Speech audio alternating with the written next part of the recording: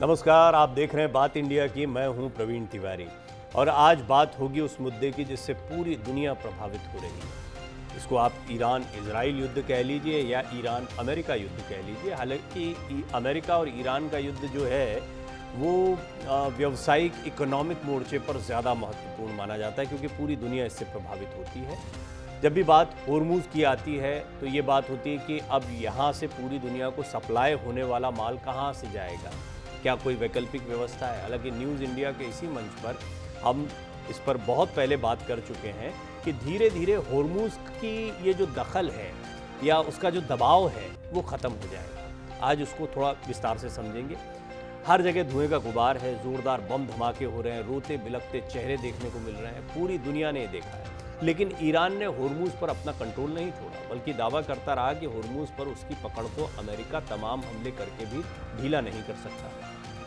Trump ने Hormuz पर ईरानी control को लेकर ड्रोन हमले किए, सेना का इस्तेमाल किया, ईरान के सुरक्षा इंफ्रास्ट्रक्चर को निशाना भी बनाया गया, लेकिन ईरान को डिगा नहीं सका। लेकिन अब एक रिपोर्ट सामने आई है, उसने ईरान की हिडन स्ट्रैटेजी की ओर इशारा किया है। कयास ये भी लगाए जा रहे हैं कि क्या ईरान ने कोई डील की है।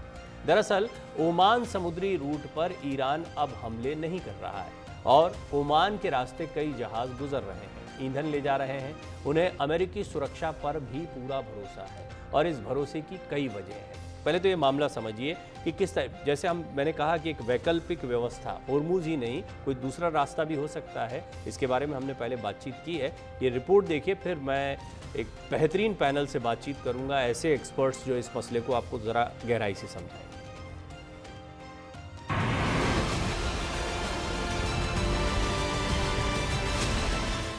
हॉर्मुज से 80% जहाजों का बाईपास, ओमान शिपिंग रूट पर बढ़े जहाज, अमेरिकी नौसेना की मौजूदगी पर भरोसा बढ़ा, ईरान ने जताया कड़ा विरोध, करेगा हमला। हॉर्मुज स्ट्रेट पर ईरान का दबदबा कमजोर हो रहा है।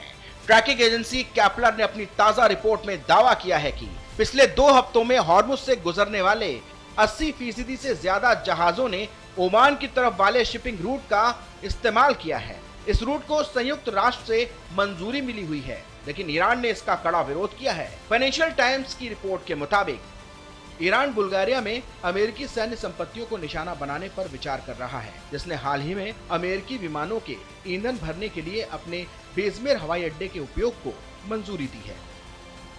दरअसल 1 महीने पहले ईरान ने ओमान से गुजरने वाले जहाजों पर अपना नियंत्रण होने का दावा किया था और इन रास्तों का इस्तेमाल करने वाले जहाजों पर जबरदस्त बमबारी भी की थी। लेकिन अब कई जहाज सुरक्षा के लिए अमेरिकी नौसेना की मौजूदगी पर भरोसा कर रहे हैं और इस रास्ते का इस्तेमाल कर रहे हैं। ईरान इन जहाजों पर हमले भी नहीं कर पा रहा है, लेकिन ईरान ने साफ कर दिया है कि हॉर्मुज पर उसका कंट्रोल पूरा है। लेकिन खबरों के मुताबिक कच्चे तेल को ओमान की खाड़ी में खतरे वाले इलाके से बाहर ले जाकर दूसरे टैंकरों में ट्रांसफर करके आगे ले जाया जा रहा है और ईरान इस पर चुप है। तो क्या अमेरिका के साथ ईरान की कोई गुपचुप संधि हुई है या फिर ईरान ने हथियार डाल दिए हैं या ईरान कोई बड़े जवाबी हमले की तैयारी कर रहा है? Bureau report, news India.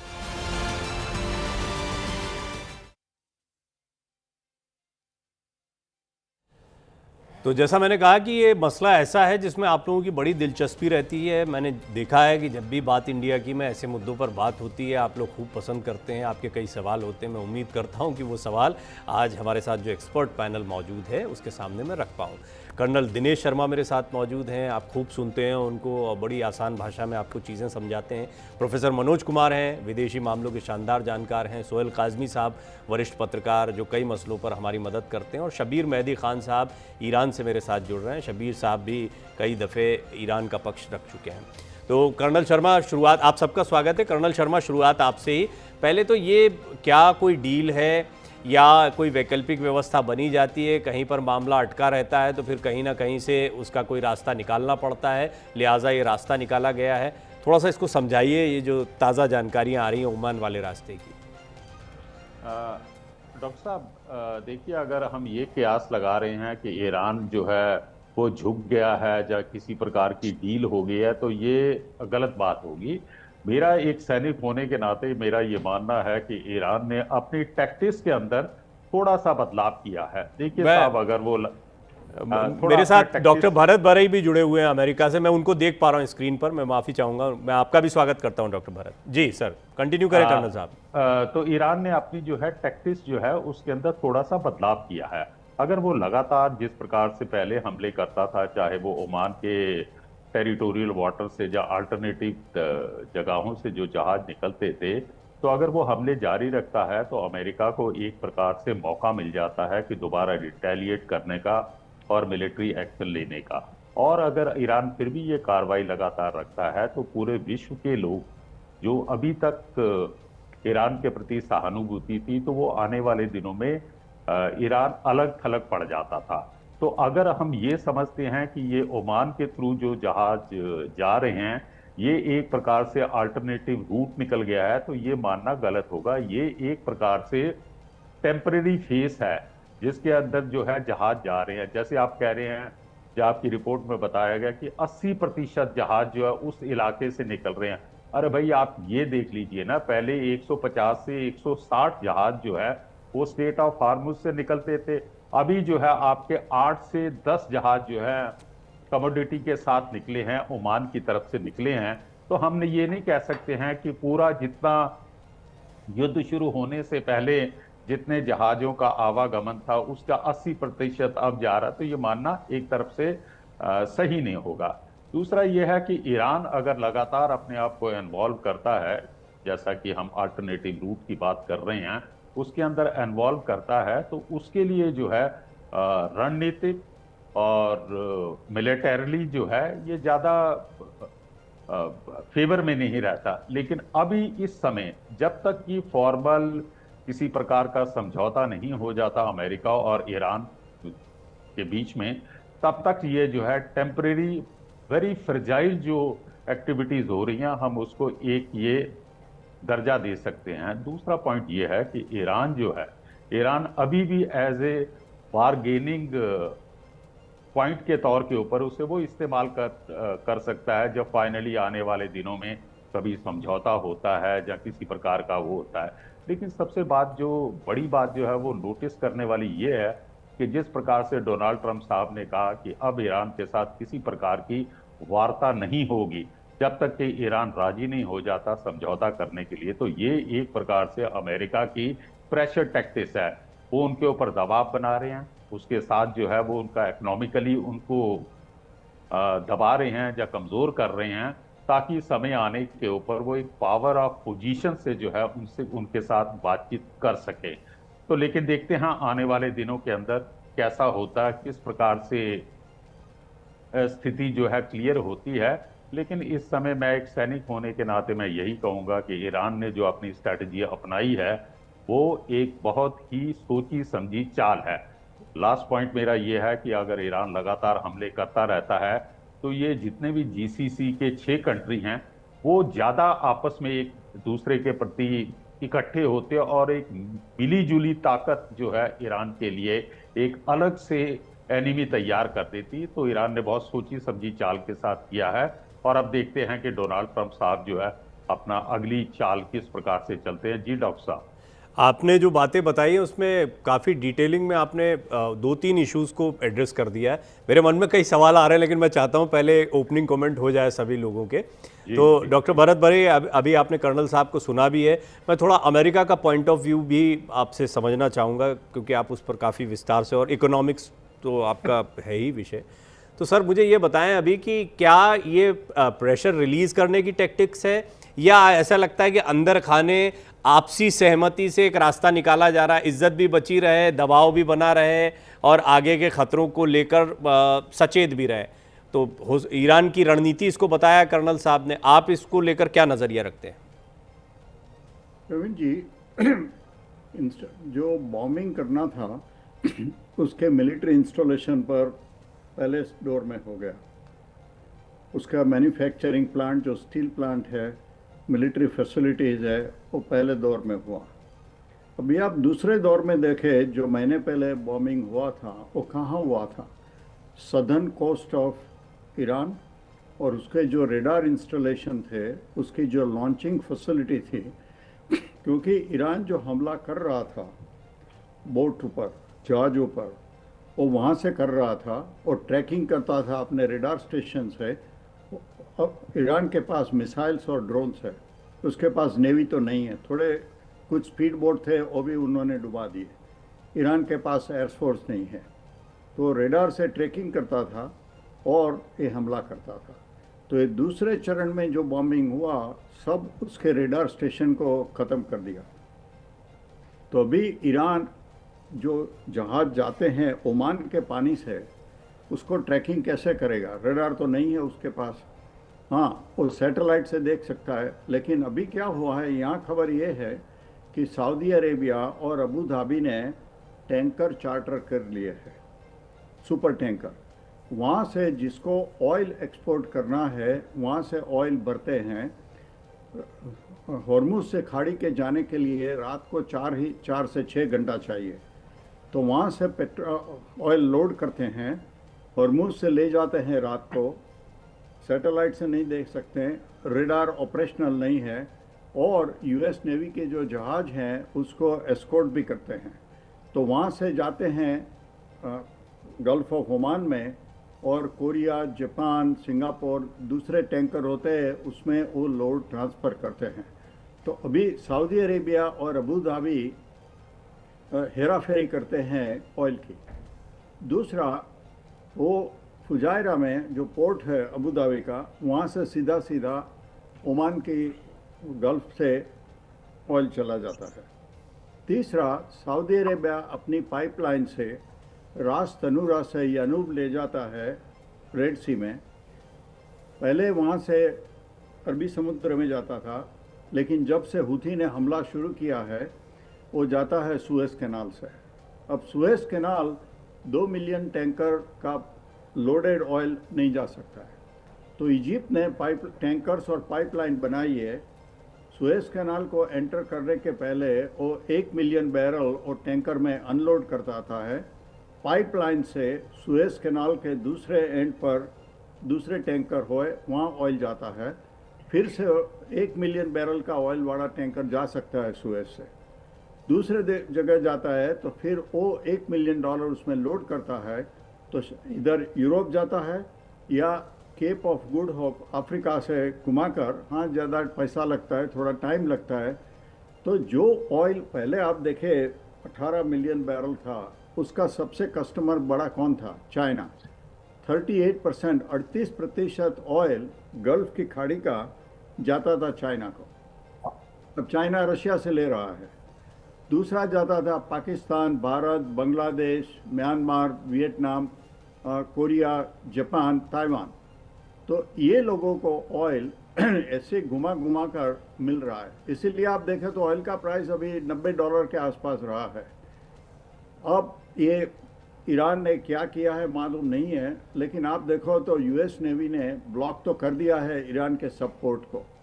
सो ईरान की नेवी तो है नहीं, और 2 स्पीड बोट या कुछ भी हो, ये छोटा है, लगभग 65 किलोमीटर लेंथ और 34 किलोमीटर वेट। मुझे आपको सुनना बहुत अच्छा लगता है डॉक्टर भरत। आप बहुत एक ऐसी डिटेल्स लाते हैं जो बहुत कम जानने सुनने को मिलती है, लेकिन मैं इसका लबो लुआब, क्योंकि जो आम दर्शक सुन रहा है ना, वो तो सीधे सीधे ये जान रहा है कि अमेरिका या अन्य देश, वो तो एक लंबी बहस है, हमने कई बार इस पर डिस्कशन किया है, लेकिन एक जो प्रेशर बन रहा था हॉर्मुज का, उसको रिलीज़ करने का प्रयास चल रहा है। अभी सबको समझ में आ गया है कि ये मामला, और आपने जो शुरुआत में कहा कि जो कुछ डिस्ट्रॉय करना था वो तो कर ही दिया। अब वो भी एक अलग डिस्कशन है कि क्यों ही कर दिया उसको, लेकिन शब्बीर भाई, आपका पर्याप्त नुकसान अमेरिका कर चुका है, और इस समय हॉर्मुज को लेकर उसको एक हथियार की तरह आप लोग इस्तेमाल करते रहे हैं। खैर, वो उसके अलावा कोई चारा भी नहीं था, ये भी तर्क आपका हमेशा रहा है। फिर भी ये जो प्रेशर टैक्टिक्स थी, इसको अब काउंटर किया जा रहा है, ये इसको आप रणनीतिक प्रयास भी कह सकते हैं। ईरान के स्टैंड को इसमें कैसे समझाएंगे जब वैकल्पिक व्यवस्था ढूंढी जा रही है? बहुत बहुत शुक्रिया तिवारी जी, और आपको और आपके पैनलिस्ट और दर्शकों को हम नमस्कार और आदाब पेश करते हैं। मैं कुछ यहाँ पर इंफॉर्मेशन और डेटा इंटरनेट की गड़बड़ी है शब्बीर साहब, ईरान में इंटरनेट ठीक चल रहा है नहीं चल रहा है, पहले तो ये अभी समझ में आया मुझे। फिर से संपर्क करते हैं, अगर आपको मेरी आवाज़ आ रही हो तो आप फिर से जुड़िएगा। लेकिन शिप्स ऑन एन एवरेज इस खिते पर जा रहे थे जिसमें 2 करोड़ बैरल यानी 20 मिलियन। शबीर साहब, इंटरनेट का कोई इशू आ रहा है, प्लीज़ अगर आप मुझे सुन पा रहे हैं तो थोड़ा रुक के एक बार डिस्कनेक्ट करके फिर कनेक्ट करते हैं। प्रोफेसर साहब, तब तक आप मुझे ये बताएं कि अंतर्राष्ट्रीय स्तर पर इसमें कई प्लेयर्स हैं। हमें लगता है कि ईरान इजराइल का युद्ध था, या फिर अमेरिका उसमें आ गया, फिर अभी चाइना की बात बताई गई है, रशिया, बहुत सारे प्लेयर्स हैं, सब कुछ ना कुछ प्रभावित होते हैं, उसमें भारत जैसे देश भी होते हैं। बट इस ओवरऑल पॉलिटिक्स में क्या अमेरिका की कोई, पेट्रो डॉलर से लेकर बहुत सारी बातें थी जिनके बारे में शुरुआत में बात आई थी, बात बहुत आगे निकल गई, क्योंकि ये होते होते वो जो भी प्लान था वो तो सक्सीड नहीं हुआ। अब एक ऐसी स्थिति में फंस गया है जहाँ पर ना निगलते बन रहा है ना उगलते बन रहा है। तो वर्तमान की परिस्थितियां क्या बनी हुई हैं? क्या ईरान और अमेरिका दोनों अंदर खाने बात करके कोई डिसीजन ले रहे हैं और दिखावा कुछ और किया जा रहा है, या हकीकत में ये लड़ाई जस की तस बरकरार है? देखिए प्रवीण जी, सबसे पहले तो मैं कहना चाहूंगा कि ये कोई भी इंटरनल कम्युनिकेशन ना ईरान के बीच में और ना अमेरिका के बीच में होते हुए दिख रहा है। तो इसलिए इसको तो बिल्कुल मतलब पूरी तरीके से इसको खारिज किया जा सकता है, क्योंकि IRGC जिस प्रकार का संगठन है वो कभी भी अमेरिका के साथ बातचीत कर ही नहीं सकता, क्योंकि उसका ओरिजिन ही एंटी अमेरिका और एंटी इजराइल है।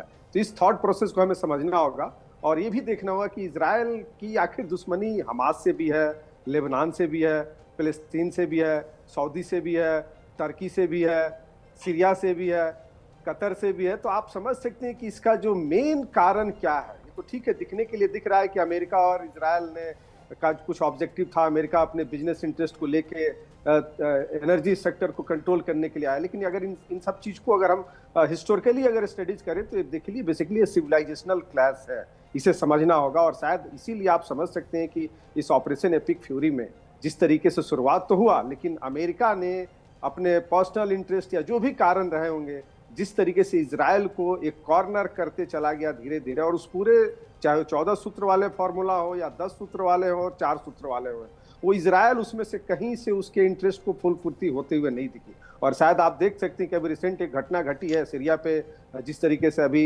इजराइल ने जो अटैक किया है, और टर्की के एक डेलीगेशन वहां पे आया था, और उस डेलीगेशन को जाते ही 12 घंटे के अंदर में जो अटैक किया, तो एक नए प्लेयर्स की एंट्री हो रही है, एक नया फ्लैश पॉइंट शुरू होते हुए दिख रहा है सीरिया के माध्यम से। और टर्की, हम जैसा कि हम सब जानते हैं कि टर्की नेटो का एक देश है, उसे ऐसा लगता है कि वो जिस तरीके से उसका एक एंटी इजराइल जो सेंटिमेंट्स है, और इतना ही नहीं, अगर हम ऑपरेशन सिंदूर को देख ले तो उसने भी भारत के एंटी स्टैंड में पोजीशन लिया था, जबकि भारत ने जब वहां पे फ्लड आए थे तो भारत ने बड़ा ही आर्थिक मदद पहुंचाया था। लेकिन उसके बावजूद भी, चाहे कश्मीर इशूज को लेके हो, तो टर्की ने हमेशा से एंटी इंडिया सेंटिमेंट्स को उजागर किया और पाकिस्तान के साथ खड़े होते हुए दिखा। तो आप इसको बृहद रूप से अगर हम देखें तो बेसिकली कि एक क्लैश ऑफ सिविलाइजेशनल वार चल रहा है, और उसमें जिस प्रकार से ट्रंप ने शुरुआती में जो गलतियां कुछ की है, जिसके चलते उन्हें ईरान और IRGC के सामने एक तरीके से बैंडिंग पोजीशन में दिखा, लेकिन जब से उन्होंने जो ब्लॉकेट किया है वो कहीं ना कहीं अमेरिका के लिए बहुत ही फायदेमंद साबित होते जा रहा है। और आप देख सकते हैं कि शांति विराम के बाद आज ट्रंप का स्टेटमेंट आ गया कि कोई वार्ता ईरान के साथ हमारी नहीं हो रही है, और यही स्टेटमेंट अरागजी की तरफ से भी आ चुका है। अमेरिका के लिए फायदेमंद कैसे हुआ प्रोफेसर साहब?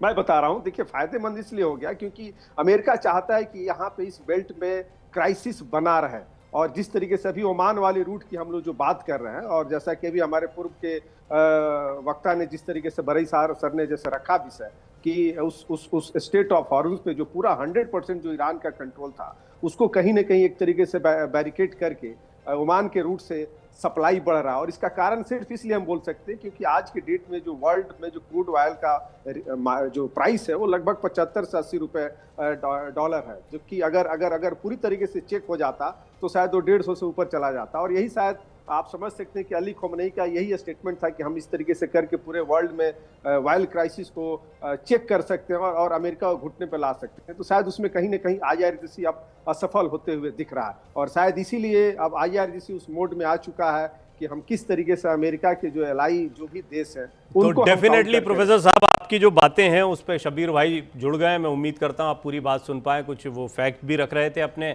और आपकी बातों ने कुछ ऐसी चीजें ऐड ऑन की हैं जिस पर वो निश्चित तौर पर रिस्पॉन्ड करना चाहेंगे। बोलिए शबीर भाई। जी जी, ये जो हमारे मेहमान हैं और भरत सर जो थे, फैक्ट्स जो है उनके साथ नहीं करते। आप देखिए पिछले 7 दिनों में 36 वेसल सिर्फ गए हैं।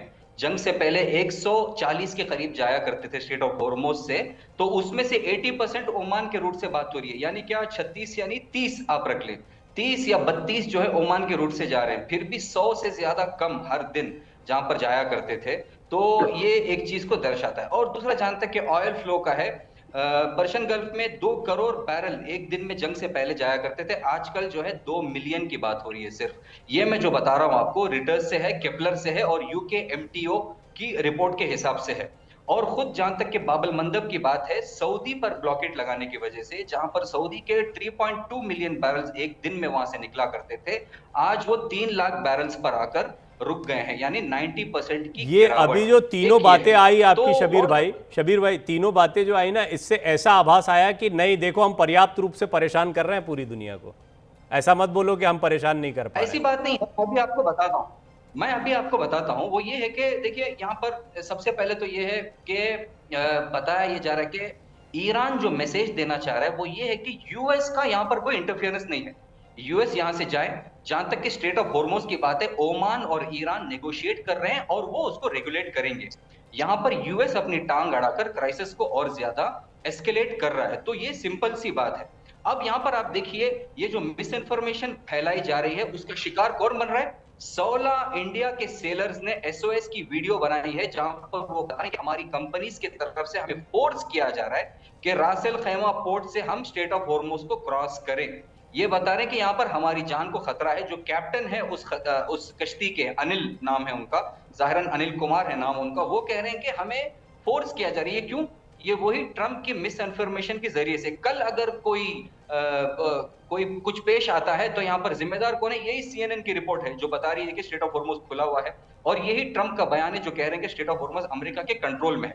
एक और चीज जो इस बात को झुठलाती है वो ये है कि देखिए अगर अमेरिका के हाथ में है बाबल मंदब और स्टेट ऑफ हॉर्मोज, तो क्यों उनका SPR, strategic petroleum reserve, 400 million barrel से गिरकर 293.4 मिलियन बैरल तक आ पहुंचा है, जो 1982 से शब्बीर साहब मकसद यही है उनका। वो यही प्रोफेसर कुमार ने जो पूरी बात कही यही कही, वो इंस्टेबिलिटी चाहता है। अमेरिका तो चाहता है यही सब हो वहां पर। अमेरिका तो चाहता है व्यवसाय बाधित हो। अमेरिका तो चाहता है कि ईरान इस तरह से पोज करे अपने आप को कि वो लोगों का तेल रोक रहा है। आप लोग वही कर रहे हैं। अमेरिका का क्या नुकसान हो रहा है इसमें? पूरी दुनिया का नुकसान हो रहा है। अमेरिका तो अपना फायदा देख लेगा। यहाँ पर ठीक है, अमेरिका का जो भी है वो तो ऐसा ही है। जैसे कि लोग कहते हैं कि अमेरिका अगर जंग हारता भी है तो फिर भी उनकी जीत है, इस हवाले से कि मिलिट्री कॉम्प्लेक्स जो होता है उनका, उनको बिलियंस का फायदा होता ही होता है। इराक वॉर में बिल्कुल ऐसे हुआ, अफगानिस्तान वॉर में बिल्कुल ऐसे हुआ। यहाँ पर हमें यह देखना चाहिए कि ईरान का क्या इंटेंशन है। ईरान का इंटेंशन ये है कि इस खित्ते पर ईरान और मंतकी जो ममालिक है वो मिलकर कंट्रोल करें और यूएस का कंट्रोल यहां से निकले। मैं आपकी बात समझ गया, ये बात तो आपने कई बार कही, पर इंटेंशन पूरा किसका हो रहा है अभी तक में? हमें तो अब तक यही लग रहा है। देखिए अभी तक कोई आपको लग नहीं रहा अभी इसी बातचीत में निकल कर आया कि इंटेंशन अमेरिका का पूरा हो रहा है? हमें ये नहीं लगता, ये एक निगाह है। मैं कह रहा हूं इसी बातचीत में, मैं तो पूरी कोई लंबी चर्चाओं पे नहीं जा रहा। अंतर्राष्ट्रीय हमारा ये पैनल भी ऐसे एक्सपर्ट्स का है जिनकी बात को दुनिया सुनती है। यहां इस पैनल में अभी तक जो बात निकल कर आई, इंक्लूडिंग आपका वर्जन, बात ये निकल कर आई कि अमेरिका जो इंस्टेबिलिटी चाहता है आपके क्षेत्र में वो बनी हुई है। आपने कहा वो तो ऐसा ही है, उसका तो हर लड़ाई में फायदा, ये भी बोलते जब आप हैं, यानी वो अपना इंटेंशन पूरा कर रहा है। उस इंटेंशन का पूरा होना और वो कॉन्ट्रडिक्ट नहीं करता है हमारे इंटेंशन से। मैं समझ गया, यहाँ पर एक ऐसा लॉक लगेगा जो ओपन नहीं हो पाएगा। अब शबीर भाई, कई एक्सपर्ट्स के मन में, खासतौर पर भरत सर क्योंकि इस मामले के बड़े अच्छे एक्सपर्ट हैं, भरत सर ये पॉइंट नोट करके रखिएगा। मैं आपके पास आऊँगा बाकी मेहमानों के बाद में, ख़ास तौर पर जो ये एक परसेंटेज का, या कितने जहाज़ जा रहे हैं नहीं जा रहे हैं और कितना दबाव अभी भी बना हुआ है, इस पर मैं आपसे जानकारी लूँगा। सोहेल सर, अभी तक आपने सभी एक्सपर्ट को सुना है। मैं जानता हूं कि हमने कई बार बात की, ईरान के मसलों पर भी बात की है। मैं आपके पॉइंट ऑफ व्यू को भी थोड़ा बहुत समझता हूं, लेकिन मुझे बताएं कि ये लड़ाई किसी के भी बीच में चल रही हो, इमेज अमेरिका की भी खराब हुई, एक विलेन के तौर पर कुछ दिन पहले आए थे, लेकिन ईरान जो अपनी आंतरिक परेशानियों से तो जूझेगा ही, इकोनॉमिक डाउनफॉल से तो जूझेगा ही, अंतर्राष्ट्रीय स्तर पर अब उसके बारे में एक ऐसी छवि जा रही है कि वो विलन के तौर पर सामने आ रहा है, क्योंकि परेशान कर रहे हो आप। देखिए सर, पहले तो गुड इवनिंग आपको भी और मेरे जितने को पैनलिस्ट हैं, सबने अपना ओपिनियन रखा। देखिए, जब हम दो मुल्कों की जंग की बात करते हैं तो अमेरिका और ईरान का कोई कंपैरिजन आप कर नहीं सकते। ईरान तो इजराइल के बराबर भी नहीं है। देखिए, ईरान एक ऐसा मुल्क है जो 79 में इस्लामिक रेवोल्यूशन के बाद अपने आप को चलाने की कोशिश करता है और उस पर आप सैंक्शंस पे सैंक्शंस और बहुत सी चीजें फोर्स करते हैं जो कि वो मुल्क आगे ना बढ़े। सोच तो मोटा मोटा लबो लबाब आपसे बात कर रहा हूं। अब आप चाहते हैं कि वेनेजुला की तरह ईरान को भी आप काबिज कर लें, उसके रिसोर्सेज को हथिया लें, उसका पूरा जो ऊपर की हायर हायरार्की उसको असैसिनेट कर दे, तबाह कर दे। अब छठा महीना होने लगा, कुछ हुआ तो है नहीं वैसा। अब उसके बाद स्टेट ऑफ हार्बोस है, देखिए अमेरिका जो कहता है, अगर वो झूठ भी कहता है, ट्रंप झूठ भी कहता है, तो ट्रंप ऐसी पोजीशन में है कि आधी दुनिया उस झूठ को मान लेती है। ये तो आप मानेंगे इस बात को, क्योंकि भाई न्यूक्लियर पावर है, सुपर पावर है, ट्रंप का बोलबाला है, तो इसलिए भैया ट्रंप है। ईरान एक छोटा मुल्क है और एक अपने तरीकाकार से वो चल रहा है और इस वक्त उनका जो सदमा है वो सदमे से नहीं उभरे हैं कि उनकी टॉप हायरार्की को आपने असैसिनेट कर दिए, फिर भी उनके जज्बात। बट सोहेल साहब, यही तो ईरान है ना। ये हालांकि इस पे शबीर भाई का मुझे स्टैंड पता है। जो हिजबुल्ला को वो आर्मी कहते हैं, हमास को वो आर्मी है भी, वहाँ पे कुछ हद तक हुती को भी कहते हैं कि अलग अलग तरीके। लेकिन हमने इनका जो काम करने का तरीका देखा है, जो स्यूडो वॉर देखा है इनका, जो दहशत जिस तरह से फैलाई गई खासतौर पर इजराइल पर, ये सब, इस सब के पीछे भी तो ईरान होता है। ईरान सिर्फ एक मजबूर देश नहीं है, जैसा अभी आपकी बात में निकल कर आया, वो बहुत सारी परेशानियां जो इजराइल के लिए और आसपास के मुल्कों के लिए खड़ी हुई, उसकी जड़ में भी है।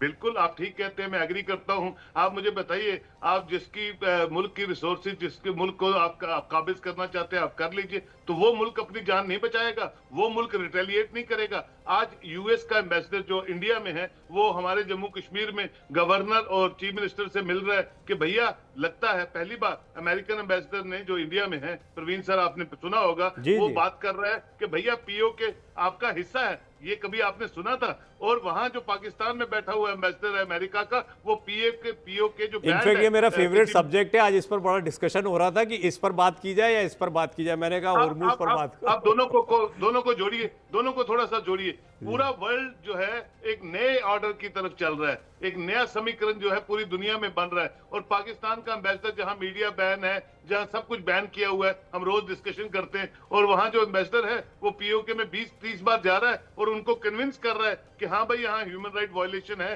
फेज 1 में 132 लोग मर गए, फेज 2 की इलेक्शन पोस्टपोन कर दी। और चाइना जो है, इंडिया चाइना की तरह नहीं बनना चाहिए, ये भी एक अमेरिका को टेंशन है।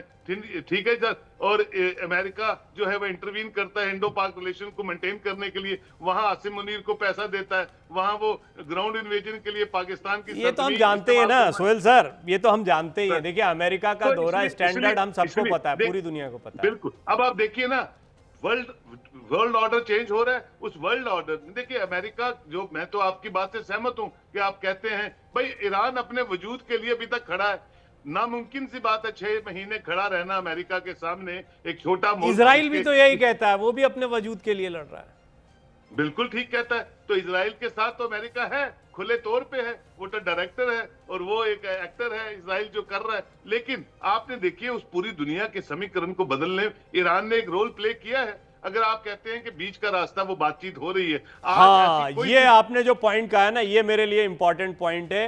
कर्नल शर्मा, ईरान ने पूरी दुनिया में ये जो दबदबे वाला खेल है, इसकी तस्वीर को क्या बदला है, या आपको लगता है कि नहीं बदला है? पहले तो इससे सहमत है, नहीं है आप, और आपका व्यू क्या है इस पर? डॉक्टर साहब, देखिए, ऐसा है कि अगर आप कहें कि टैक्टिकली जो है अमेरिका ने जीत हासिल की है इस युद्ध के अंदर, मैं एक सैनिक होने के नाते बता सकता हूं। लेकिन ईरान ने जो है अपने इंटरनेशनल लेवल के ऊपर, जहां विश्व पटल के ऊपर अपने एक मजबूत और यूनाइटेड कम्युनिटी के तौर के ऊपर जो है उन्होंने अपने आप को सामने रखा हुआ है।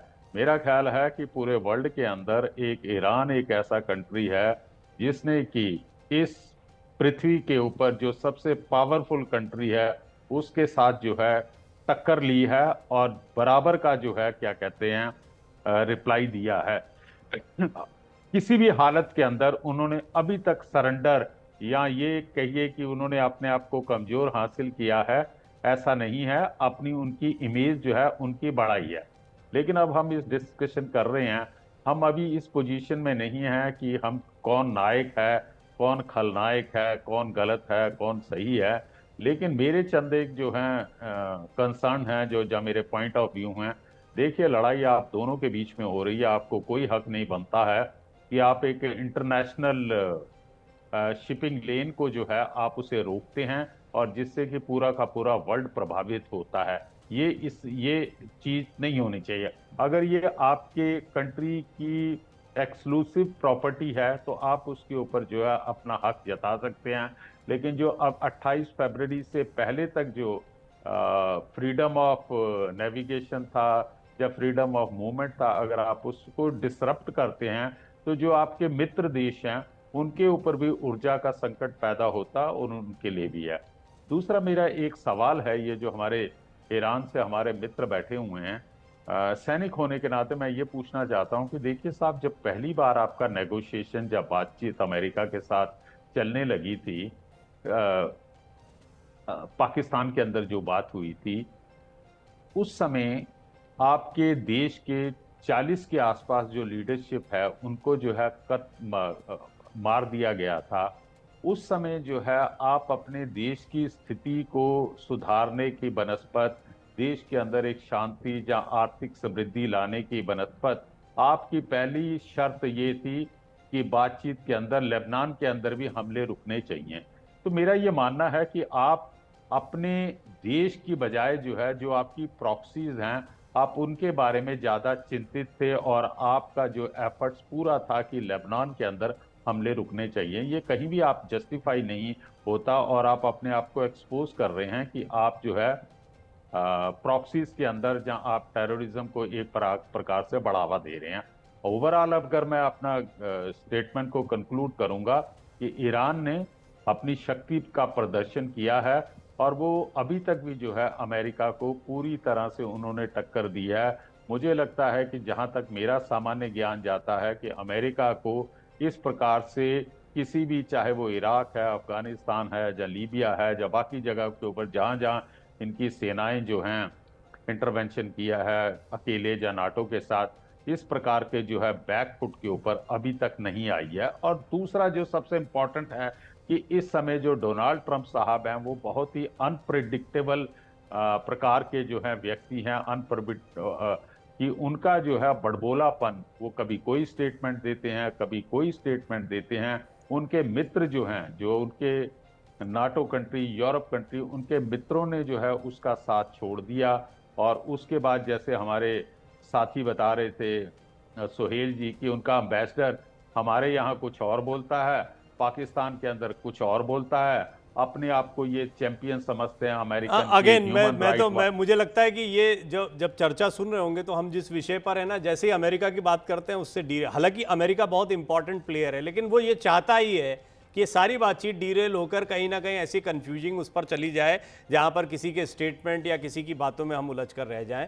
लेकिन शब्बीर साहब, एक सवाल पूछा है आपसे कर्नल साहब ने, और महत्वपूर्ण सवाल भी है। हालांकि मैं सवाल आपसे कर चुका हूं, मुझे कुछ हद तक अंदाजा भी है कि आप क्या कहेंगे, लेकिन आपको प्रॉक्सीज की बहुत चिंता है। अच्छा, आपने आसपास के आपके जितने आसपास के मुल्क हैं जिनको आप कभी मित्र भी कहते हैं, उन पर भी हमला कर, बेशक अमेरिकी बेस पर किया, लेकिन उन पर भी हमला करने से आप चूके नहीं हैं। आप एक तरफ तो कहते हैं कि हम सबको बचाएंगे, आप हमेशा कहते हैं कि नहीं, हम तो पूरे सभी लोगों के लिए खड़े होंगे। दूसरी तरफ आपके खुद घर को संभालने की जरूरत है, लेकिन फिर भी आपकी ये जिद आपकी इस कंसर्न को नहीं दिखाती, आपके उस अहम को दिखाती है कि बस लड़ाई लड़ रहे हैं, वो मरने काटने वाली, death to Israel, death to America, वो वाला अभी तक चला आ रहा है आपका, ऐसा लगता है।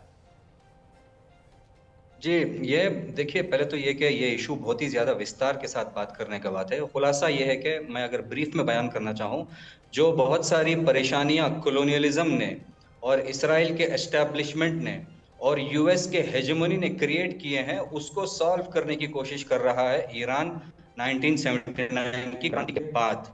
ठीक है ना। तो हम इस इशू को जब देखते हैं मिडिल ईस्ट को, तो हमें साइक्स-पिको एग्रीमेंट को भी मद्देनजर रखना होता है। हमें जो है, जो अमेरिका और इसराइल के एस्टैब्लिशमेंट के बाद जो वाकयात पेश आए हैं उसको भी मद्देनजर रखना होता है। देखिए, ईरान इस रीजन का एक हिस्सा है और अगर इस रीजन में इनसिक्योरिटी होती है तो ईरान भी उसे इन्फ्लुएंस होता है। लुबनान वही रीजन में है जो ईरान उस रीजन में है। आप देखिए, जब इराक में और सूरिया में अमेरिका के जरिए से ISIS को लाया जाता है या जबहतुल नुसरत अल-कायदा को लाया जाता है, तो ईरान के अंदर टेररिस्ट हमले होते हैं। ठीक है, यहाँ पर होली श्राइन्स में, यहाँ पर होली जो स्पॉट्स होते हैं वहां पर मसाजिद में वगैरह जो है होते हैं। तो ऐसा नहीं है कि ईरान कहे कि मैं बचा रहूं और बाकी जो भी हैं कहीं भी रहें, क्या भी हो उनके साथ। फिर वही बात है, आपने ठीक कहा, ये लंबा मसला है शब्बीर साहब, लेकिन एक छोटा सा पॉइंट इसी बात पर शब्बीर भाई, इसी पॉइंट पर सिक्योर करने का एक मिनट शब्बीर भाई सिक्योर करे, सुनिए तो सही, और हमें ये समझना चाहिए कि शब्बीर भाई सुनिए तो सही, इसी पॉइंट पर एक बात, असली प्रॉब्लम है, जबकि हमें पता होना चाहिए कि अगर कोई असली प्रॉब्लम है आप सुन पा रहे हैं मुझे, तो वो इसराइल का एग्जिस्टेंस है, आप सुन पा रहे हैं मुझे, का हेजुमनी है, और वो आप मुझे सुन पा रहे हैं, जो भी नतीजा जो इस मंतक़े में रह गया है वो है। आप सुन पा रहे हैं मुझे? जी जी, तो आप लगातार बोल रहे हैं। मैं ये जानना चाहता हूं, उसी एरिया में इजराइल आता है, अब्राहम अकॉर्ड में आप भी साथ में चले जाते, क्या दिक्कत थी? उसको तो खत्म करने पे तुले हुए, और आप कह रहे हैं इनस्टेबिलिटी बनी हुई है, तो शांति लाने का इतना आपको अगर प्रयास करना है तो वहां शांति नहीं आनी चाहिए, उसको खत्म कर देना चाहते हैं आप, बाकी जगह शांति रखना चाहते हैं। एब्राहम अकॉर्ड सिर्फ एक कवर है, चलिए नाम गलती से ले लिया मैंने, मैं कह रहा हूं कोई और प्रयास कर लेते हैं उसको। खुद नेतन्याहू कहते रहते हैं, और उनके जो स्मोट्रिच हैं, और वो सब ग्रेटर इसराइल में 5 सोवरिन कंट्रीज को इंक्लूड करने की बात होती है। क्या हम इससे राजी होंगे? हम हरगिज इससे राजी नहीं होंगे। तो लिहाजा इस रीजन की सिक्योरिटी के लिए एब्राहम अकॉर्ड की बात है, उसके अंदर वही कंट्रीज हैं जो यूएस के पपेट्स हैं। आप देखिए, सऊदी अरब है, यूएई है, और बहरीन है, और कतर, कोई इंडिपेंडेंस नहीं।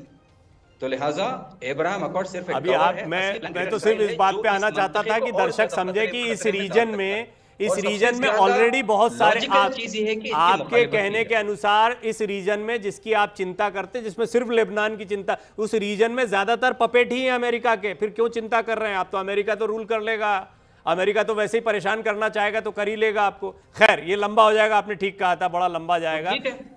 तो आपने कुछ फैक्ट रखे थे, और आपने कहा था कि भरत सर ने जो पॉइंट रखे, या प्रोफेसर कुमार ने जो पॉइंट रखे हैं, उसमें कुछ आंकड़ों का आपको लग रहा था कि बैलेंस नहीं बन रहा है। तो भरत सर, मैंने कहा था कि उस पर थोड़ा सा आप बताइएगा कि क्या सचमुच में प्रेशर पूरी तरह से रिलीज होने वाला है, स्ट्रैटेजिकली ही सही, बेशक बमों के जरिए नहीं, लेकिन अब रणनीति यह है कि कंट्रोल अमेरिका के पास में आ जाए, और क्या इसमें कामयाब हो पाएगा अमेरिका, कैसे?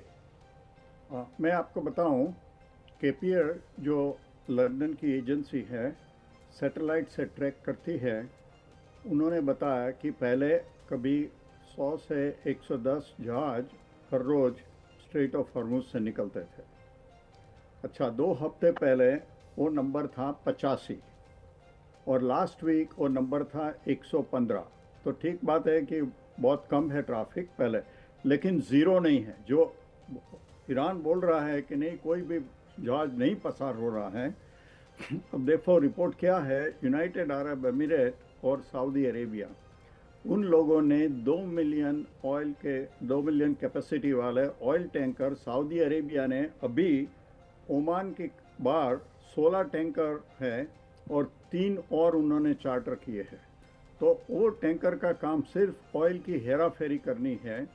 और अभी अंदाज है कि, और उसमें केपीआर ने ये भी बोला कि रात को ये जो सभी जहाज है अपना ट्रांसपॉन्डर ऑफ कर देते हैं, सो कोई आप ट्रैक नहीं कर सकते ट्रांसपॉन्डर से, सिर्फ आप उनको सैटेलाइट से ही ट्रैक कर सकते हैं कि ये जाते हैं।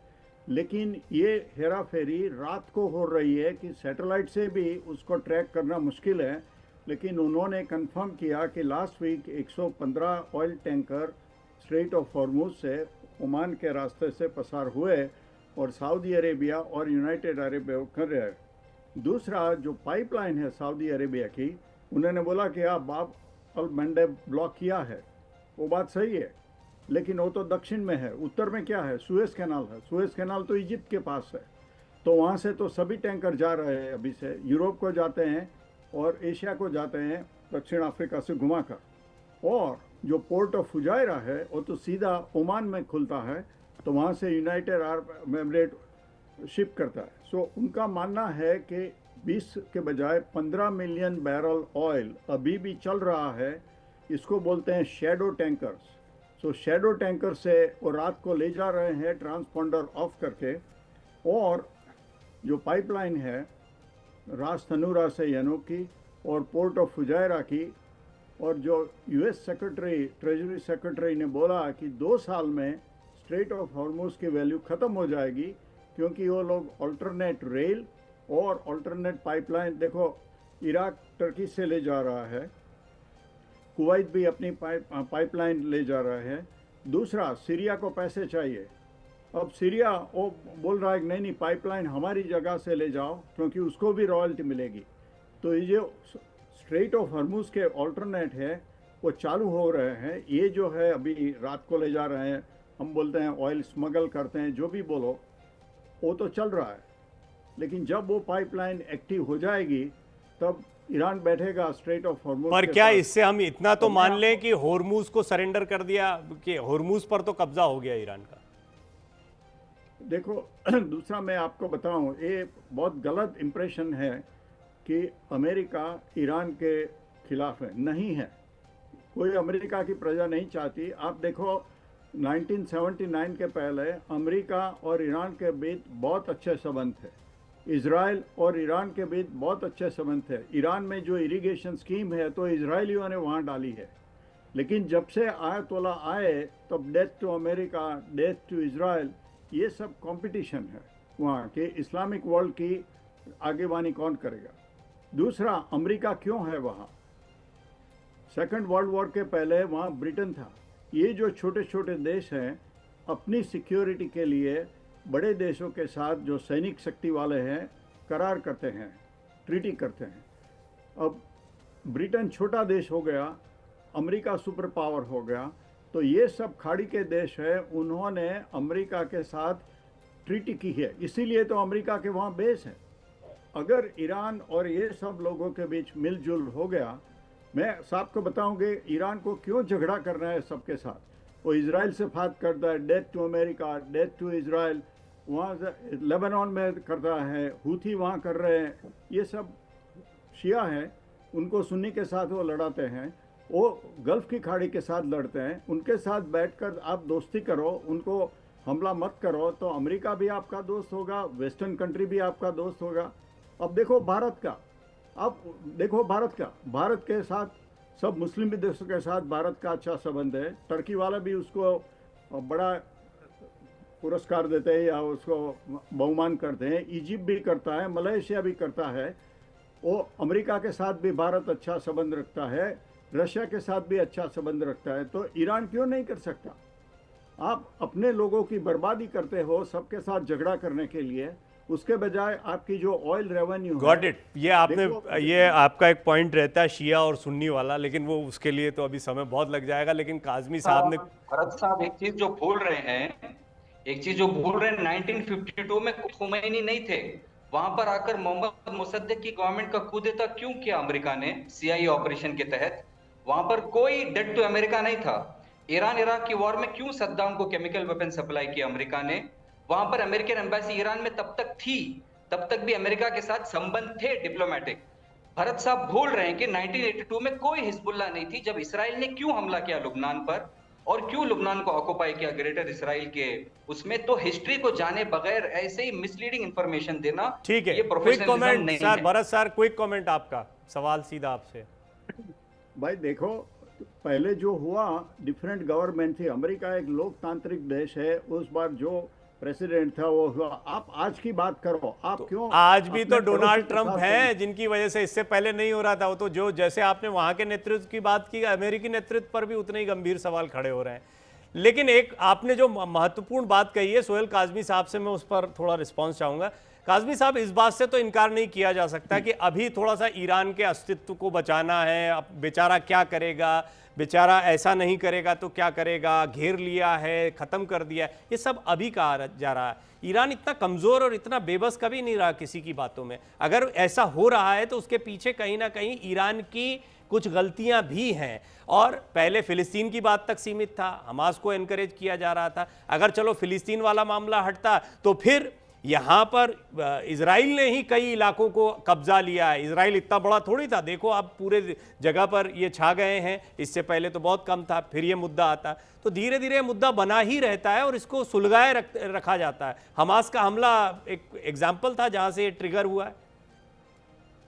बिल्कुल प्रवीण साहब, मैं आपकी बात से एग्री करता हूं, लेकिन आप देखिए देखिए पूरी दुनिया को उथल पुथल पे मजबूर कर दिया। किसने कर दिया? ट्रंप ने कर दिया। मेरे सर जो कह रहे हैं भरत सर, वो उनका अपना एक ओपिनियन है, वो अमेरिका में बैठे हैं, वहां ओपिनियन है। मैं किसी से परसों अमेरिका में बात कर रहा था, वो कहता मैं वहां 1-1.5 महीना रहा हूं, वहां सड़कों पे पता ही नहीं है कि कौन सी जंग लगी है, ना टीवी पे डिबेट्स होती है अमेरिका में कि कौन किसको मार रहा है और कौन कहाँ पानी बंद हो रहा है और तेल बंद हो रहा है। तो कहने का मतलब ये है, आप अपने वजूद की जंग लड़ रहे हैं। आप ग्रेटर इजराइल बनाना चाहते हैं, आपको बैक कर रहा है अमेरिका, और आप चाहते हैं कि आप मुस्लिम वर्ल्ड को लीड करें, ये भी अमेरिका चाहता है। इस्लामिक वर्ल्ड को आपने डिस्ट्रीब्यूट किया, ये हिस्टोरिकल पर्सपेक्ट कहता है, मैं नहीं कहता। ये शिया सुन्नी वहाबी अहले सुन्नत अहले हदीस, ये बनाया किसने बनाया? इसके पीछे कौन है डायरेक्टर? अमेरिका। आज नहीं, ट्रंप नहीं था, इससे पहले जो सदर थे ये करते रहे। इस्लाम का दुरुपयोग करने में, उसको रेडिकलाइज करने में सबसे बड़ा हाथ अमेरिका का है। आप इसको मानेंगे, मैं नहीं कहता हूं। आप किसी भी गूगल पे सर्च करके आप पूरे मुस्लिम वर्ल्ड को देख लीजिए। भैया मुझे ये बताइए, आप ठीक है वो छोटा मुल्क है, उस पर ये कंस्ट्रेंट्स आपने लगा दिए, सब कुछ मैं मानता हूं आपकी बात। आप कोई बीच का रास्ता निकालिए, क्योंकि आप न्यूक्लियर पावर है, सुपर पावर है, आप बीच का रास्ता निकालिए, जियो और जीने दो के स्लोगन पे आप आइए। Death to Israel, death to ये, डेथ तो आपने कर दी। आपने तो इजराइल के थ्रू उनकी पूरी हायर हायरार्की मार दी। आप तो गार्ड ऑफ ऑनर चेंज करवाना चाहते थे एक सरकार को, और दूसरा जो नवाब जो जिसकी बात कर रहे हैं ये मेरे मौलाना साहब, उसका बेटे को तो तैयार करके पेंट कोट पहना के आपने 1-2 साल से तैयार किया हुआ है।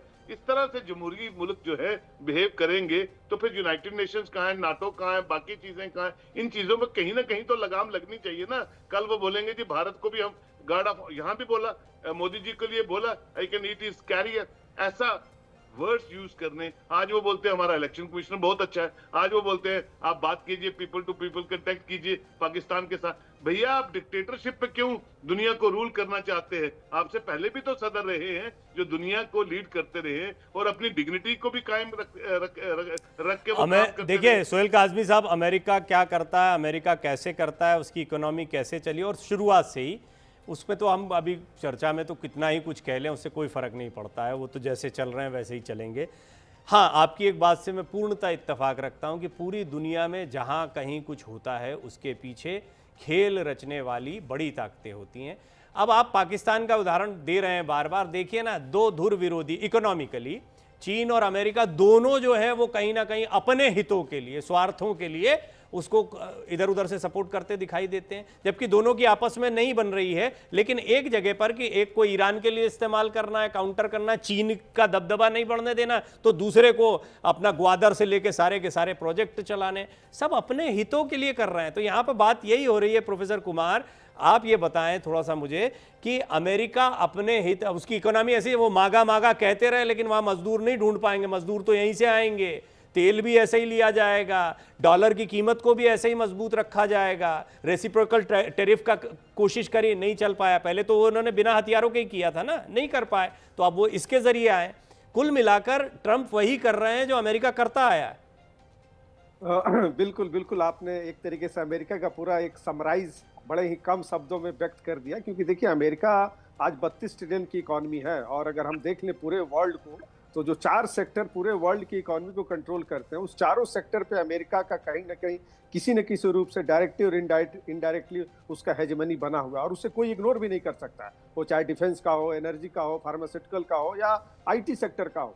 तो आप इससे अंदाजा लगा सकते हैं कि पूरे चीज़ों को कंट्रोल करता। अब रही बात कि इस बेल्ट में जो क्राइसिस हमें जो दिख रहा है, जैसे अभी हमारे पूर्व के वक्ताओं ने अपने अपने पक्ष रखे, देखिए एक चीज़ हमें समझना होगा कि ईरान का जो ओरिजिन है, उसका जो हिस्टोरिकल जो मोमेंटम है, अभी जो वहाँ के स्कॉलर जो बात बता रहे हैं, ऑब्वियस है कि वो ईरान का जो इंटरनेशनल जो पर्सपेक्टिव है उसको रखने का प्रयास कर रहे हैं। लेकिन एक चीज़ हमें समझना होगा, जो IRGC का जो ओरिजिन है, जिस तरीके से वो फंक्शन करता है, जिस तरीके से रेडिकलाइजेशन है, क्या आज के इस 21st सेंचुरी में संभव है? It is not possible.